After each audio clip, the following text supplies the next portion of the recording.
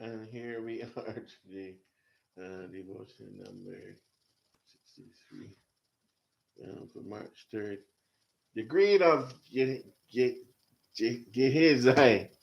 I can't pronounce the word. The Bible in 366 Days for Men of Faith by Angus Buchan. We're looking at 2 Kings chapter 5, verse 20 to 25, and verse 27. 2 Kings chapter 5, verse 20 to 25, and verse 27. And we're looking at it in the New Living Translation. But Gehazi, the servant of Elisha, the man of God, said to himself, my master should not have let this Aramean get away without accepting any of his gifts. As surely as the Lord lives, I will chase after him and get something from him. So Gehazi set off after Naaman. When Naaman saw Gehazi running after him, he climbed down from his chariot and went to meet him. Is everything all right? Naaman asked. Yes, Gehazi said, but my master has sent me to tell you that two young prophets from the hill country of Ephraim has just arrived. He would like 75 pounds of silver and two sets of clothing to give to them. By all means, take twice as much silver, Naaman insisted. He gave him two sets of clothing, tied up the money in two bags, and sent two of his servants to carry the gifts for Gehazi. But when they arrived at the citadel, Gehazi took the gifts from the servants and sent them back. Then he went and hid the gifts inside the house. When he went into his master, Elisha asked him, where have you been, Gehazi? I haven't been anywhere, he replied. Because you have done this, you and your descendants will suffer from Naaman's leprosy forever. When Gehazi left the room, he was covered with leprosy. His skin was white as snow. Angus Buchan says, when Gehazi heard that his master would not receive anything for Naaman's healing, he ran after Naaman. He lied and said Elisha wanted the gifts. As a result of his dishonesty, Gehazi received the leprosy that Naaman, having healed of, greed leads to death. This is a serious story. Serious story because on all kind of levels, when you think about this story, this man, Gehazi, is a member of the church. Let's put it in modern day times. Elisha is the pastor. Let's say it like that. Elisha is the pastor of the church, and Gehazi is one of the members. And he would be like one of the deacons. Some person close in the administration of the church or something like that. It reminds you the story of when the lady came, Mary Magdalene came and washed the feet of Jesus, brought the alabaster box and washed the feet of Jesus. The disciples, especially Judas, because he was the treasurer, he said, but we could have taken this alabaster box and get money for it and put it in our account, our treasury money. This could be used to help the poor. He's saying all these things, but they really wanted the money. He really wanted money to use for himself. So why did she break the alabaster box just to wash the feet of Jesus?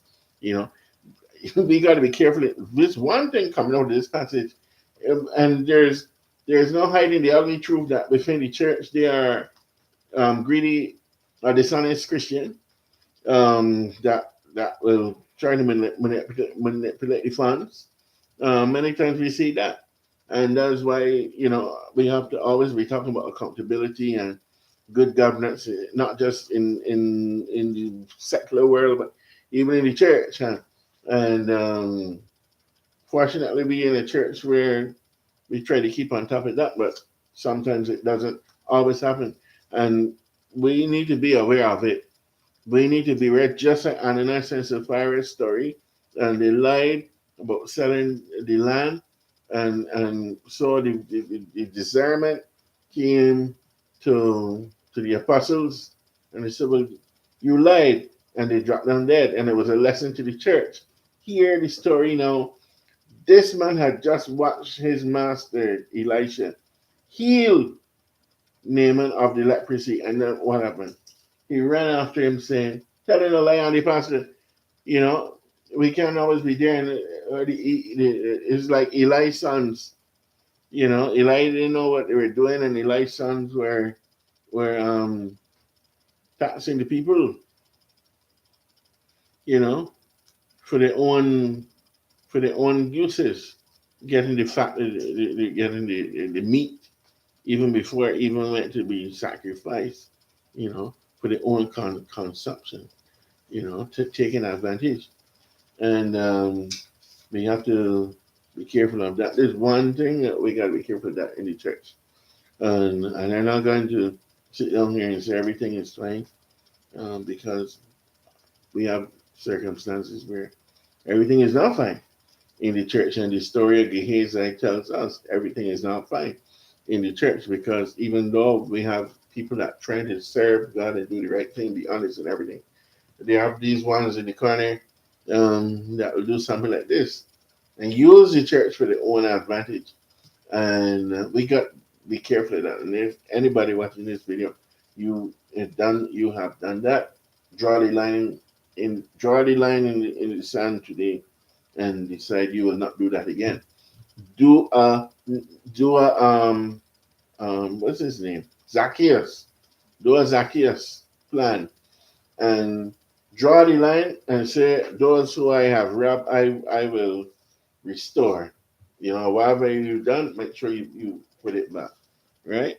In due time, God will honor you, God will forgive you. Because see what happened here. He not only brought punishment on himself with the leprosy, but the whole family. By the time he reached back, because he see, because I wasn't even so much the whole dishonesty thing wasn't even so much. Probably he would have been forgiven when Elisha clearly told him, "I don't want anything. Right? I just give you the healing. I don't want anything."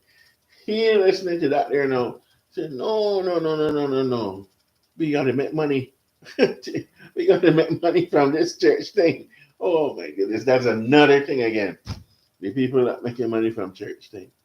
We often credit on the televangelists, but some of them are definitely genuine, and it's just to keep the ministry alive, to keep the program on the air. These things are expensive, to have your own TV station or have a program. You need sponsorship, so you have to sell a few books or whatever, to do it. These are genuine things.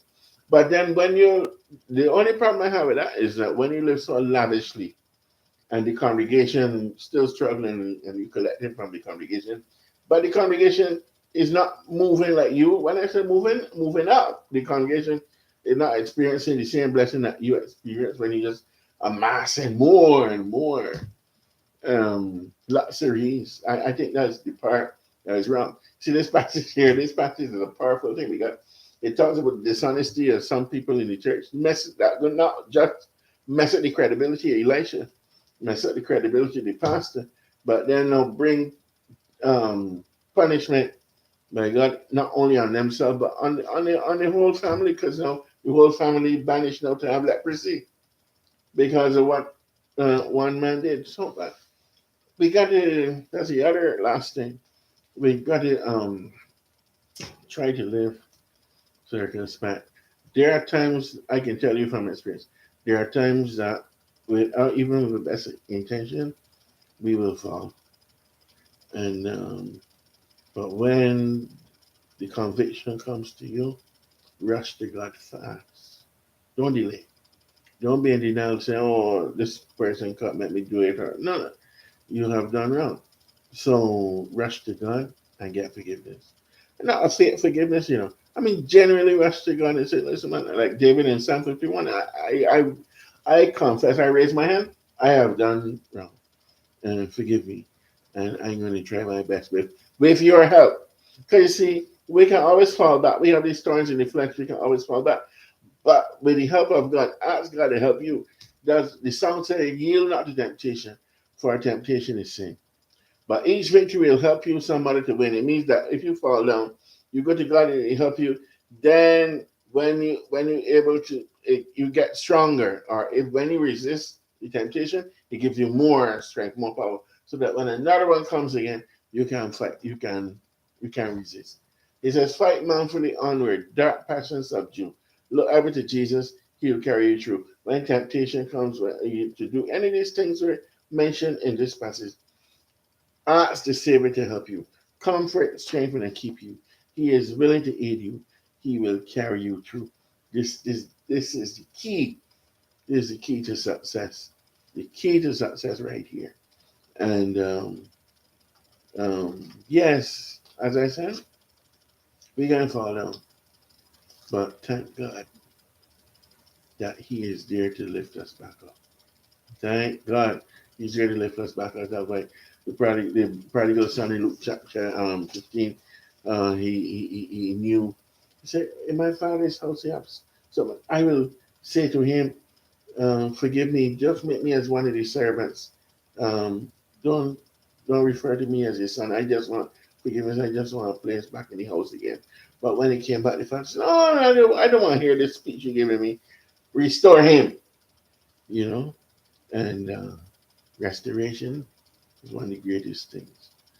Sorry for Gehazi, but this is not the last we will hear of him.